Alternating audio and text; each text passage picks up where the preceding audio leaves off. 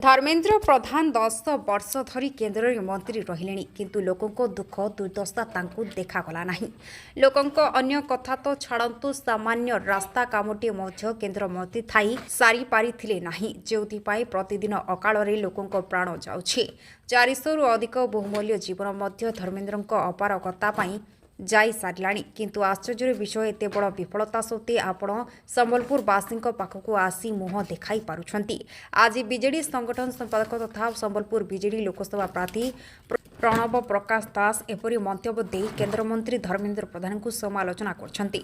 निज social media site X ray एक post जरिया श्री दास कहते केन्द्रमंत्री भावी आपणकर गत 10 वर्षर विफलता संबलपुरवासी पाखरे रही। 10 वर्ष मध्य आपण कटक संबलपुर NH 55 अवस्था सुधारी पारिले नाही। आपणकर अपारगता और जाणुता 200 रु अधिक दुर्घटना 400 रु अधिक मूल्यवान जीवन चली जाइछि। कहार अक्षमता पाई एते लोकंक जीवन कला एथिपाई किए दायी बोली श्री दास केन्द्र मंत्री को प्रश्न करछंती। Bureau report Mahanadi TV.